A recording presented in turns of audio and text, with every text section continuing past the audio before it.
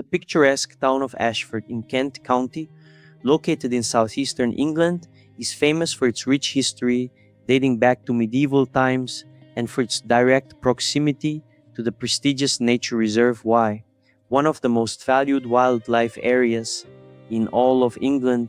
This unique region, characterized by diverse ecosystems from ancient forests to flowering meadows, has for centuries been home to countless animal species that live in harmony with the local community. On a late summer afternoon, when the sun cast long, golden shadows through the thicket of trees, a young, emaciated fox with red fur spotted with white markings wandered through the forest in desperate search for food. He was a young male who had just left his family den to begin independent life, a natural process but full of dangers for young foxes who must learn to survive without their mother's care. Instinct led him along a narrow, overgrown path that meandered between old oaks and beeches, their mighty trunks covered with moss testifying to the age of this primordial forest. After hours of wandering, his sharp sense of smell caught something promising. A faint scent led him toward an abandoned house on the very edge of town.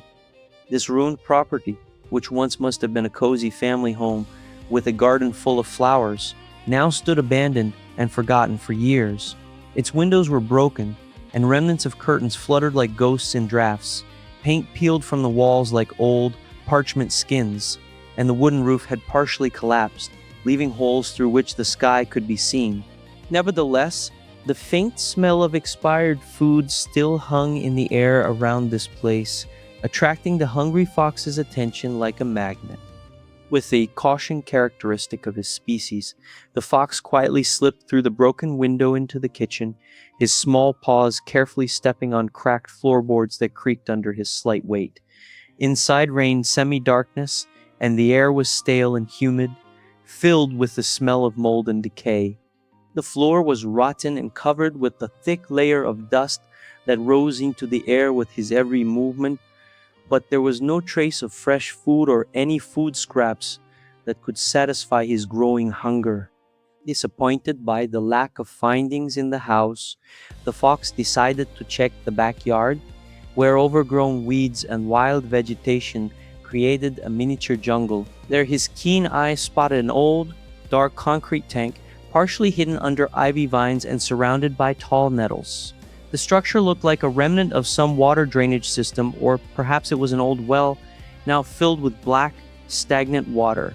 Thinking that he might find rats, mice, or other small rodents there, which often seek shelter in such places, the fox cautiously approached the edge and leaned over to look inside.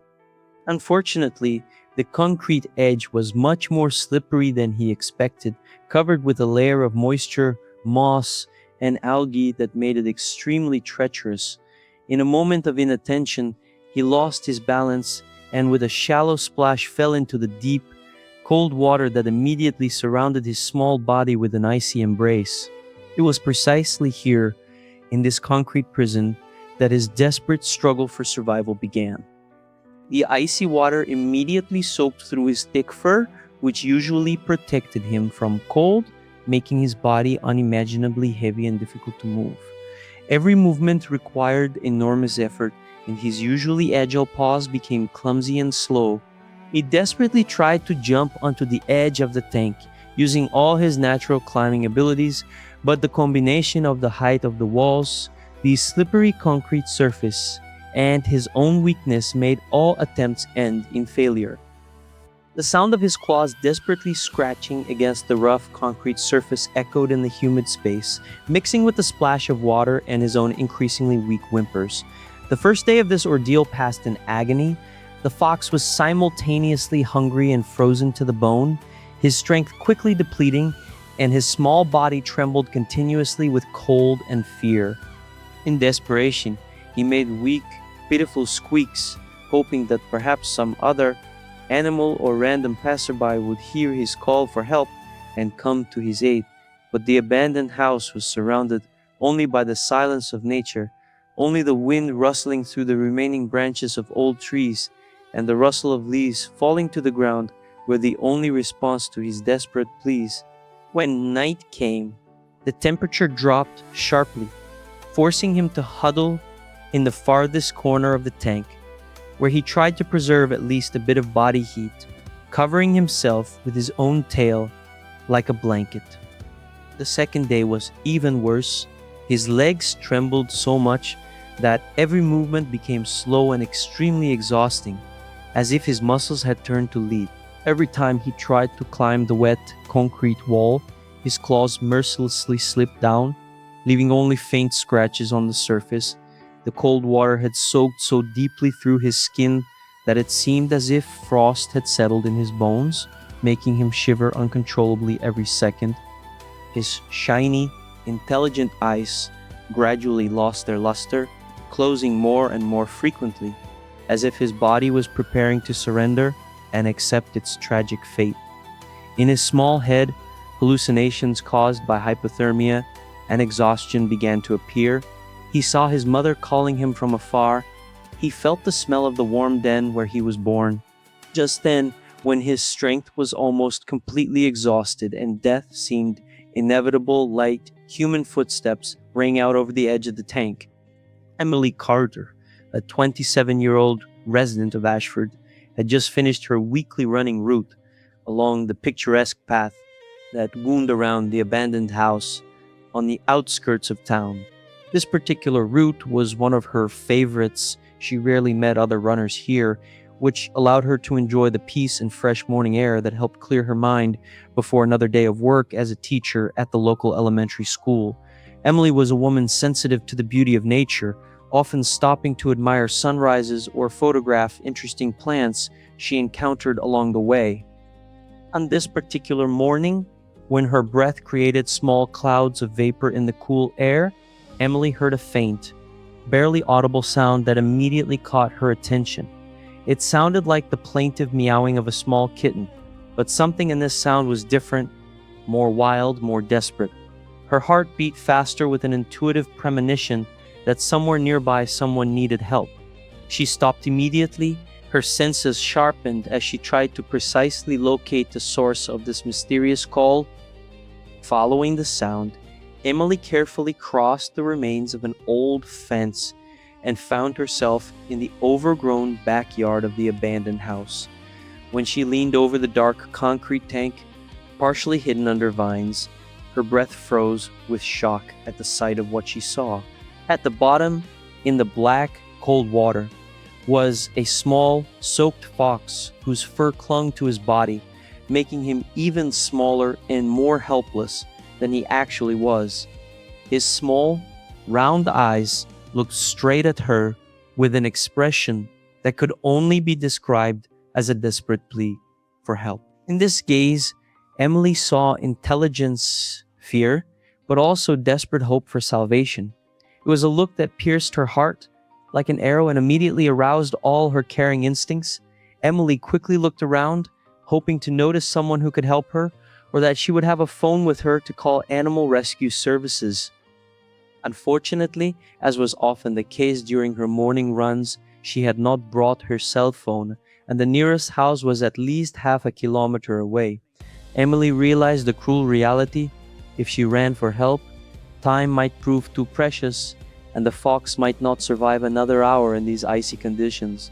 His trembling was becoming more and more visible, and his movements were becoming weaker with each passing minute. In Emily's head, a decision immediately formed that might seem reckless, but was dictated by pure human compassion. She knew she had only one option. She had to act alone, here and now, using only her own strength and determination. She took a deep breath, mentally preparing herself for what she was about to do, aware that her own safety was also at risk. Emily knelt on the edge of the tank, trying to maintain balance on the narrow and slippery concrete that was covered with a layer of slimy algae.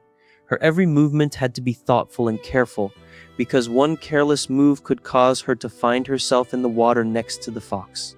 She gently extended her hand downward, whispering encouragingly to the frightened animal to swim closer to her. Her voice was gentle and soothing.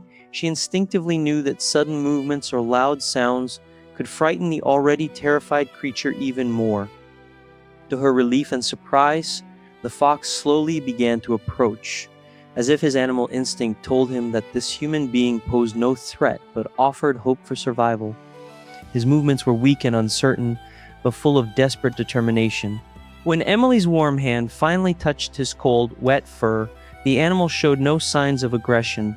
It did not try to bite or scratch, as if it understood that this woman was his only chance for salvation.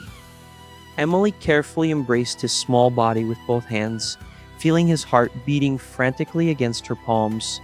The wet and slippery fur made her grip uncertain and slipped many times, but Emily was not about to give up.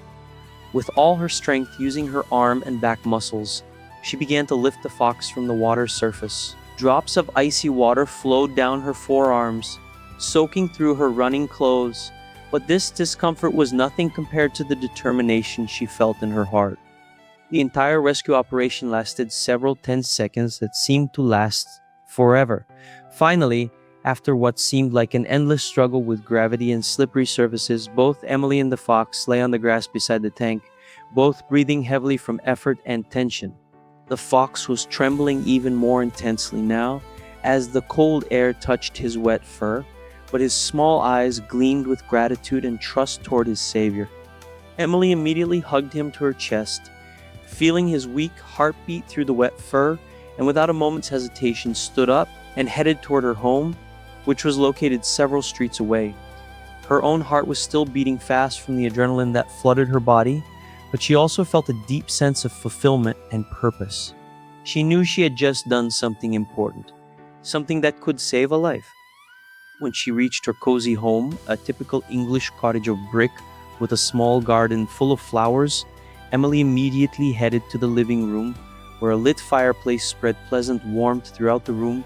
She gently placed the fox on a thick, soft carpet in direct proximity to the heat source, watching as his trembling gradually decreased as the warmth began to penetrate through his soaked fur. Then Emily hurried to the bathroom, from where she brought the largest and softest towel she had, and began carefully drying the fox's wet fur.